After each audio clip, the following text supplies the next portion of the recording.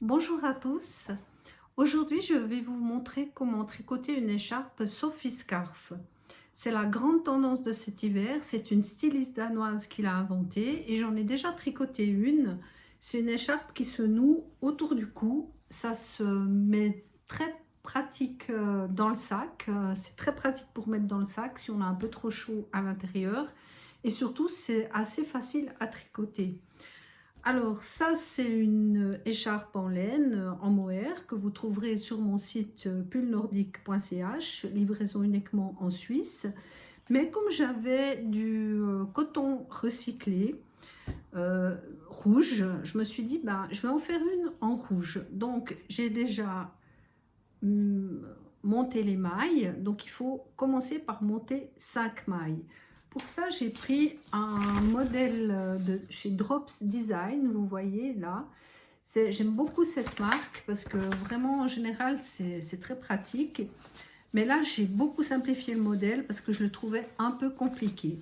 Alors, on va voir ensemble comment on fait pour faire une jolie écharpe Sophie Scarf. Voilà, j'ai monté mes 5 mailles. Et le truc, c'est qu'on va venir augmenter petit à petit des mailles au milieu, hein. Donc, on va faire du point mousse. Ça, c'est le premier rang. Donc, le premier rang, on va le tricoter tout à l'endroit. Ça, c'est tout simple. Avec une aiguille circulaire 40 cm. Voilà. On tourne l'ouvrage. Et le truc, c'est que les deux premières mailles, on les tricote à l'envers. Voilà, comme ça. Voilà. Donc, le fil devant, on pique dans la maille, on reprend le fil et on le reglisse dans la maille. Ça, c'est mes deux premières mailles à l'envers. La maille du milieu, on l'a fait à l'endroit. Et les deux dernières mailles, on les fait de nouveau à l'envers. Voilà, ça, c'est les deux premiers rangs. Au troisième rang, on va venir prendre une petite épingle nourrice colorée qu'on va mettre ici sur la deuxième maille, juste un petit peu en dessous. Ça va nous donner la ligne, le point à partir duquel on va pouvoir compter nos rangs, parce que c'est toujours un peu délicat quand on fait du point mousse. Un rang point mousse, ça fait 2 rangs. Et sur ce modèle, tous les 6 rangs, on va devoir augmenter. Donc, à l'endroit, c'est toujours à l'endroit. Les deux premières mailles, on les fait à l'endroit. Et là, on fait un jeté, une maille à l'endroit, tout le reste à l'endroit. Et voilà, on retourne l'ouvrage. Donc, à l'envers, c'est ça qu'il faut vous souvenir. Vous faites toujours les deux premières mailles à l'envers. Ça va être vos deux mailles de bordure. Voilà. Comme ça. Et toutes les mailles du milieu sont à l'endroit. Là, le jeté, on va tourner le jeté, le torsader, si vous voulez, le tordre. Et les deux dernières, pour le tricoter à l'endroit, et les deux dernières mailles à l'envers. Voilà. On retourne l'ouvrage. Et vous voyez que notre petite épingle nourrice, ben, elle nous rend bien service parce que là, ça, on ne compte pas ce rang, mais on va compter 1, 2, là, on va être au troisième rang.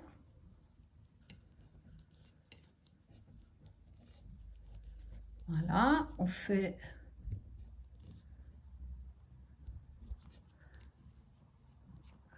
Voilà, attention à ne pas séparer les fils.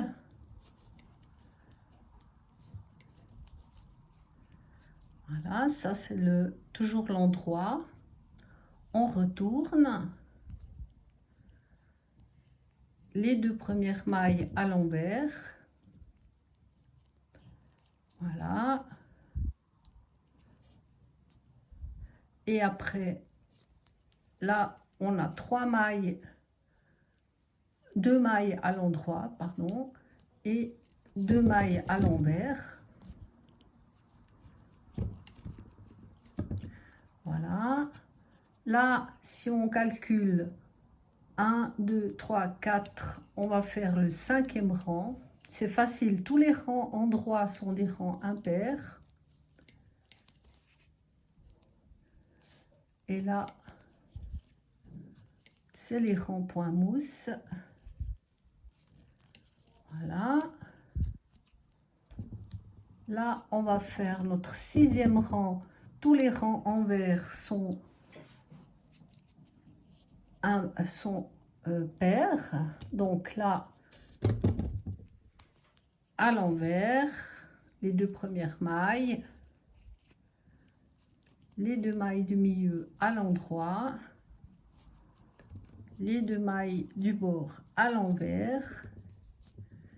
Et là, au 7e rang, si on veut bien, on vient de faire 6 rangs. On reprend notre petite épingle nourrice. On va la mettre ici sous la maille. Et on repart avec nos 2 mailles à l'endroit, vu qu'on est à l'endroit. Et attention, on fait un jeté, c'est-à-dire qu'on prend le fil sur la maille. Et après, on fait des mailles à l'endroit jusqu'au bout, vu qu'on est sur le rang endroit. Et on fait le rang envers. Donc attention, ne pas oublier de faire les 2 mailles du bord à l'envers. Là, on refait nos 2 mailles à l'endroit. Et là, on a le jeté. Donc, on va le tordre si on veut bien. Et on le passe comme une maille à l'endroit. Et ne pas oublier de faire les 2 mailles à l'envers. Voilà, ça, on va faire ça. On va augmenter tous les 6 rangs. Comme ça, jusqu'à 62 cm. Voilà, vous devez avoir 31 mailles au bout de vos 62 cm. Là, j'ai commencé à diminuer parce qu'une fois qu'on a nos 31 mailles, et bien là, on va diminuer. Donc, au lieu de... Là, je suis sur l'envers. Au lieu d'augmenter avec un jeté, je fais toujours mes 2 mailles à l'envers. Au milieu, vous voyez que ça fait beaucoup de mailles que vous devez faire à l'endroit. Voilà. Donc, j'arrive gentiment au bout de la ligne.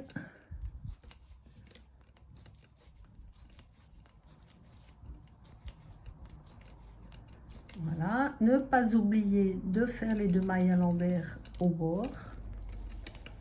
C'est ce qui vous donnera un joli